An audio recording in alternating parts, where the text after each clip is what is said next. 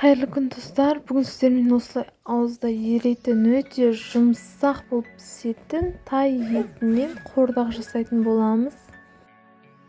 Алдымен ыдысымызға майымызды құйып аламыз. Мен бір ожа қойдым.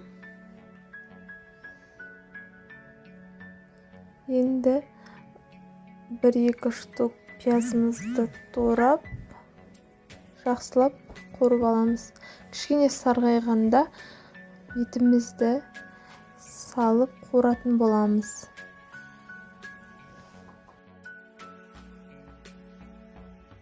Сіздер қалай қуырасыздар, соны комментарий бөліміне жазып өтіңіздер. Мен міндетті түрде оқитын боламын. Әр жақта әртүрлі дайындайды. Біз бірінші пияз қуырамыз. Неге осылай тайдың етін салып барлығын жақсылап қуыратын боламыз.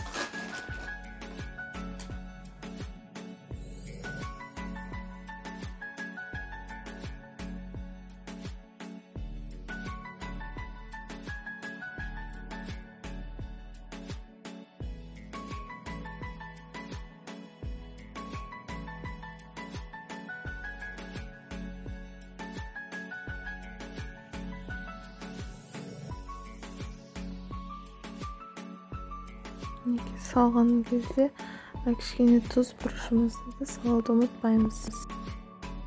Еттің барлығын салып, жақсылап араластырған соң бетін жауып 10-15 минутқа жауып қоятын боламыз. Сол кезде етіміздің суы шығады. Мен бұл жерде етімнің суы шыққанын түсірмеппін. Суы толықтай тартылған кезде ет жақсылап қуырылады. Ғана біз картоптарымызды салуға болады.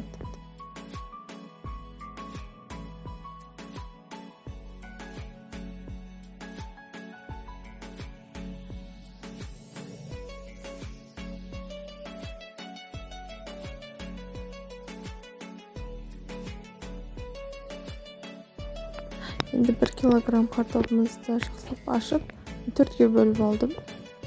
Өте қатты майдалып турасаңыздар езіліп кетеді. Сол осылай орташа турасаңыздар әдемі болады.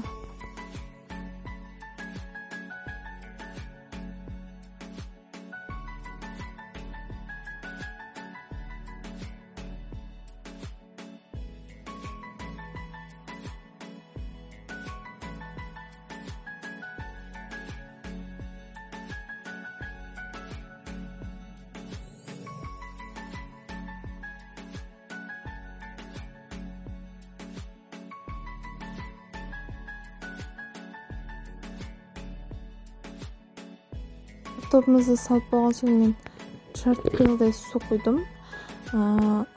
Газды ең төменгі деңгейіне қойып, 1-1,5 сағатқа қойып қоятын боламыз. Сол кезде біздің етімізде, картопымызда өте жұмсақ, әдемі болып піседі.